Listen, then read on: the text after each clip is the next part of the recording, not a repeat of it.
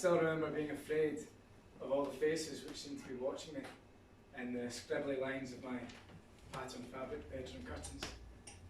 And though I never seemed to get light on those drizzle-drenched mornings when I dragged myself from my bed's meagre warmth and listened out for my mother in the kitchen, trying to ascertain her mood by the thuds of pots and cupboard doors. The year is 1963, and I am 7 years old. My father, peace be upon him, is currently abroad, working in India, where I've been raised and brought up until now. It has been decided that my education and that of my sister, who has already left school, is of primary importance, and he has therefore deposited us and our mother into a cold and dark, newly developed suburb called Dundee after siding us both in the east. Used to a grander lifestyle in the colonies, my mother is an angry woman who cooks with a tin opener and vents her spleen in hind-legged blood-red spaghetti, expressing her icy disappointment for her lot by oiling her ire with margarine, or greasing her resentment with cooking, planting poison pellets in surprise peas, or brewing her wrath with brick-bed teas. Max, you'll be late. And Jane, you're not going out in this cold without something to eat. For in this land of newly built and darkened streets, my mother has become two women. One, that old, half-sunny remembered self, in neat print frocks and red shoes, like the British Empire's answer to Dorothy, searching for Kansas, in these old photographs of an already far-away India. But now she has been replaced by our very own Margaret Hamilton, a volatile and unpredictable ogre who lurks behind the shadows in her armchair. Once clear eyes, now searching for some imagined misdemeanour on which to vent her frustration and pile resentments on my head. Cereal again, Mum? Is there not any toast? Yeah, is there no toast? Toast? You want toast? Yesterday, all you fellows wanted was cereal, and now you want toast? This is not a buffet, you know. I'm not your slave to be running after your backside and making you toast every 2 minutes. Toast? You only have to put bread under the grill. Or if you bought a toaster, it would do it for us. If we bought a toaster, it would do it for us. Suddenly, they know everything about how to run a kitchen. I am not a slave, you know. Not your damn slave.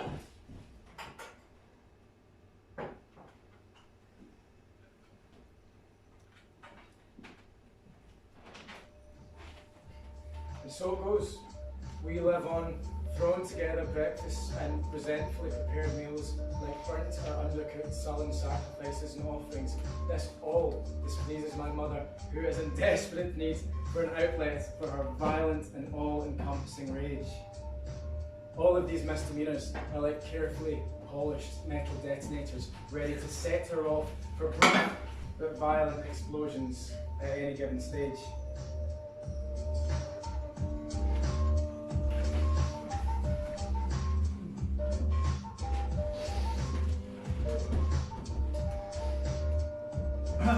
After endless nights of rows, when I'm supposedly in bed behind celluloid thin wallpaper, my sister has decided to marry a man my mother disapproves of.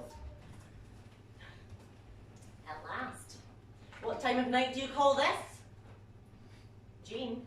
Don't start. I didn't ask you to wait up. That's all right then, is it? I'll just be lying in my bed when my daughter goes out gallivanting with some fellow I've never met. Because you won't have him in the house. Why would I have him in the house? The fellow is a damn carpenter. Is this socialism? Should I be inviting all the street sweepers and bathroom cleaners into my home to sit and drink tea and make eyes at you? He's not a carpenter, he's a cabinet maker. A cabinet maker? What is this cabinet maker? He makes cabinets. For who? What cabinets has he made? I spent years educating you, teaching you shorthand, and now you run after some damn no-hope carpenter, some penniless two-rupee hammer and nails walla. He's a time-served cabinet maker. It's a respectable trade. Trade? What is a trade? I ask you. Will a trade get you membership to the best club in town? I'm thinking not, my dear. And what about that gentleman who used to drop you off in the Jaguar? What was his trade? Mr. Heineman, my boss, who's married. With plenty of money if he's a car like that. Not like your cabinet maker who doesn't even see you safely home. Drops you off at the bus stop when he's done with you. I am too tired to argue with you. I'm going to bed. Jane, be sensible. You're letting some no good fellow into your head. I know he's not what you hoped for, but I want to marry him. Marry him? Girl, how can you be so badly dim? There's no future he can offer you. There's only hardship on the road ahead. And no one will assist you. They'll let you lie in your makings bed. But I want to be his wife. Girl, we brought you up to expect more from your life. I'm not too grand to wash a dish and learn to sew. But when the glitter wears off, it's not much fun. Believe me, child, I know. But I still must marry him. Even if you I must defy. You really want to marry him? Tell me, my daughter. Why?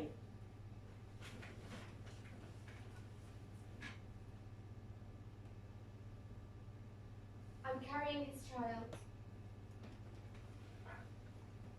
And he knows. Yes. And what? And now he has deserted you. No, he wants to marry me. Marry you? The fellow is after your money more damn like.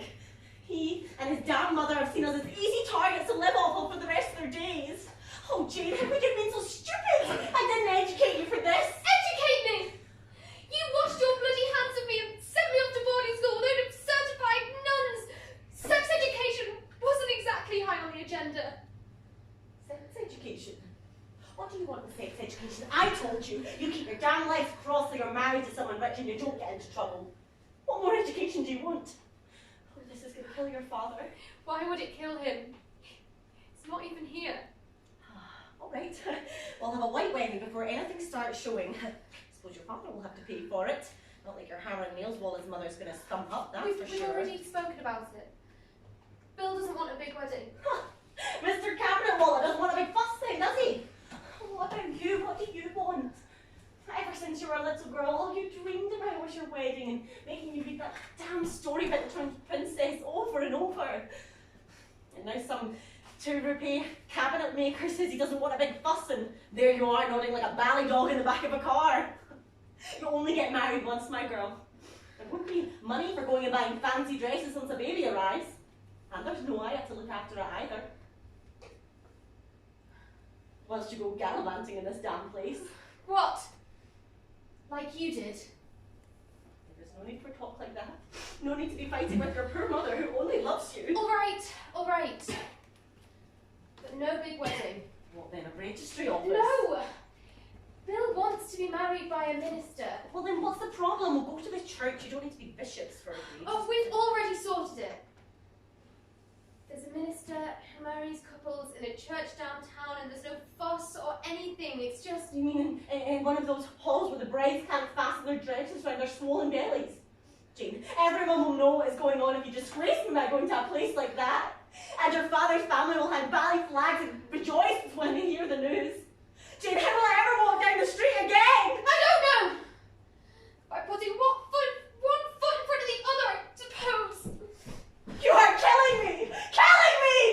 You are all killing me!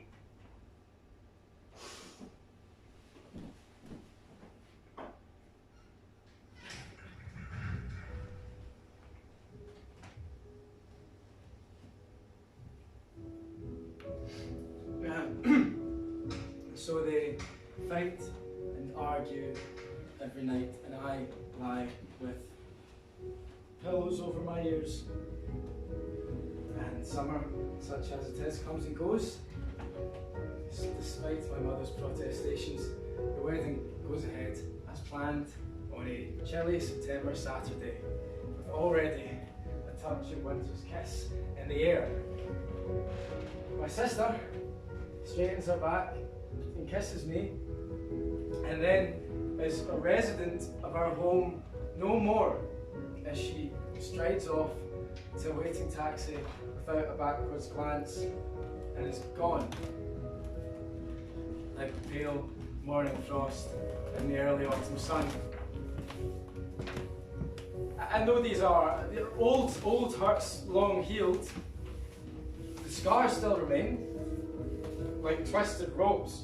And even though I have gotten good at distracting her gaze these days, sometimes I get surprised when I can trace the welts in the night. On those nights when I lie awake until the wee small hours, a scared and insecure 7-year-old boy again, sure that this time they'll come with their clipboards and their red tapes and take me away to some faceless place where you will never find me.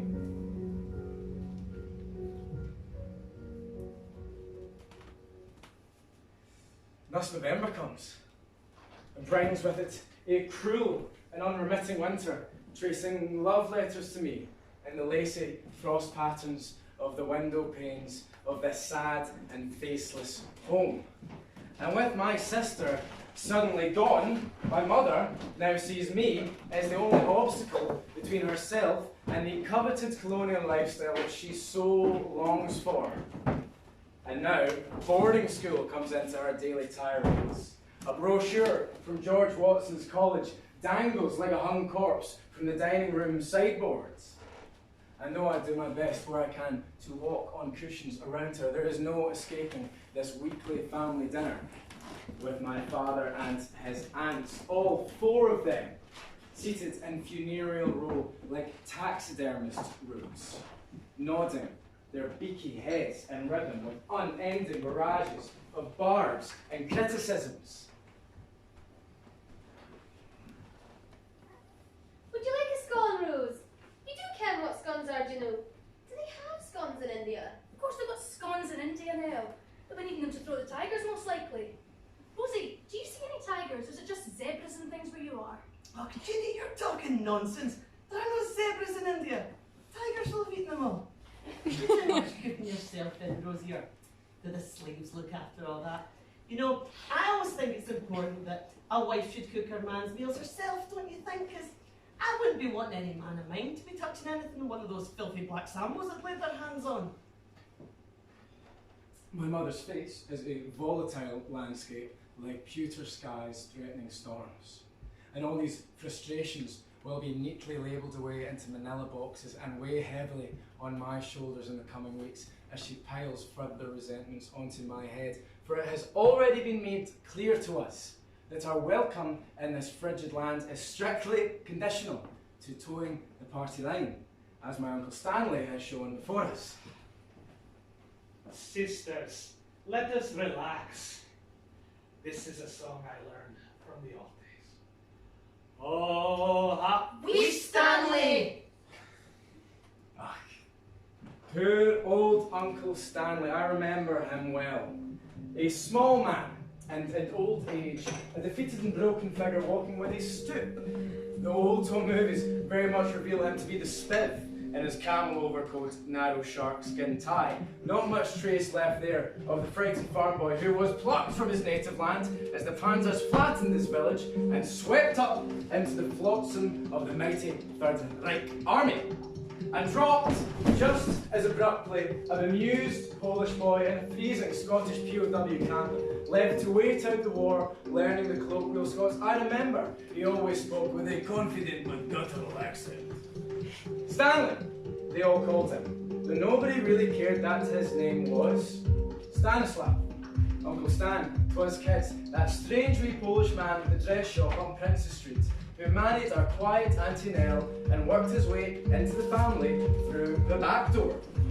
Oh yes, they never forgave him for that one, did they? Like they never forgave my mother and called her a gold digger behind her back. Myself and my sister, little more than my father's bastard children, on the neatly calligraphed lettering of the storming family tree. Stanley, what stories he could have told if anyone had given him the time of day. Instead of resigning him to the role of ghost at the feast, left to play the non-speaking part of that wee Polish spiv who excelled in quirky dialogue and strange-sounding songs, but was never ever allowed a voice. And thus, our first tense Christmas draws hesitatingly to a close under a pregnant sky with the leaden snow which is yet to fall. My father, who has been unable to book the promised trunk call back from India, has sent money for the coveted Chad Valley Children's Slide Projector which I have pined for all year round, though my performance has been postponed until after dinner is served. A single empty place is pointedly set for my sister, but no invitation has ever been issued.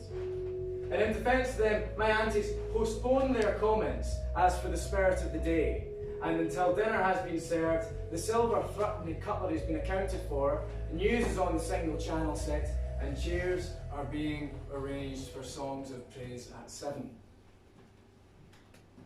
So, is Jane's having Christmas at her fellow's mother's house from now on, Rose? Well, they say a woman's place is at her husband's side, so maybe it's only right.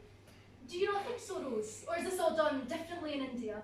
Do they have Christmas there at all? Is it just folks eating snake soup out of brass bowls, around that statue of yon woman with all the arms? Oh, Ginny, do you not get nothing? It's one of the black ones that do all that. The proper people in India have Christmas inside just like we do, behind high walls away from all those tigers and those murdering black... All the same, for her to go off like that and not invite any of us to the wedding. Aye, Rosie, that's no right. Even if it is something they do in India.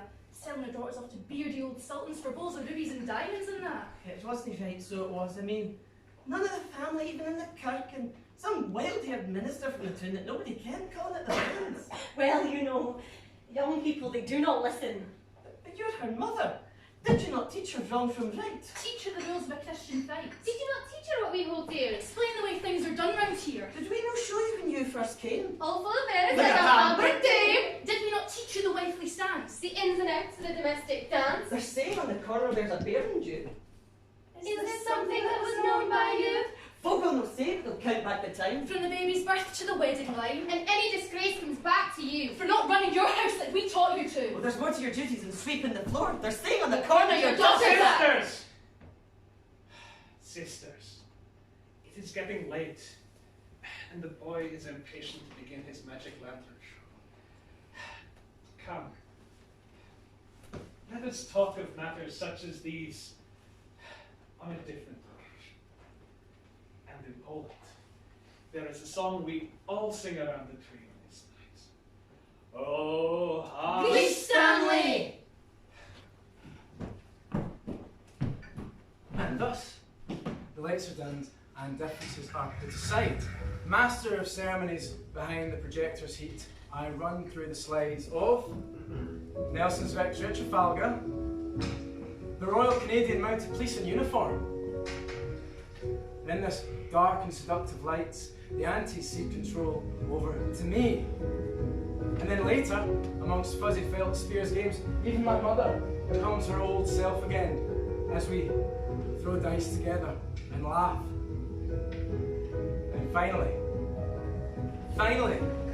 we're walking home together in the glistening night air. A tarry tang of coal smoke like a heady carbolic soap, and the pavements sparkle like anthracite gemstones as we thread our way gingerly down the lane towards the old railway tracks behind the Smedley's factory.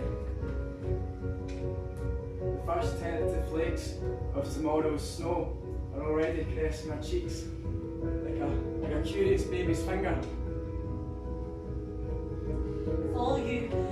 It's all well you writing plays about how hard done by you were, you know. It was hard for me too. Especially in those days when the only help available was some doctor telling you to pull yourself together. And I know, Mum. But my father will come home soon, and all these problems will resolve themselves, and my family will be reunited. And still, I never got the chance to say the things that needed to be said to you before you slipped out the back door of my life and left me. Whole memories of days we shared together, consigned to plastic sacks, like that. Gone the heaps of cardigans and the days that we made potato curry sandwiches for unexpected guests. Gone those jars of loose change you'd bring out on rainy days when your mood was good. Gone those party frocks I watched you dress for in the oldest wholesale sent to Oxfam. And now, when I go to the place where ghosts of my childhood flit and fly like my magic projector slides, I see your face, smiling down on me in those ridiculous hats. And well, your glasses are no longer on the armchair. and your disastrous cooking no longer graces the box by the fire. That wee house has a coldness to it that wasn't there before. And while there's still HP sauce on the table, the mango chutney's gone. And those blaring television shows, which so infuriated me when I was trying to study, have been stilled for good. But you're not mine to keep intact. Clothes are hanging up in your wardrobe should you return someday, seeking solace. I leave my window open for you if you wish to stop by my dreams, if you ever get lonely.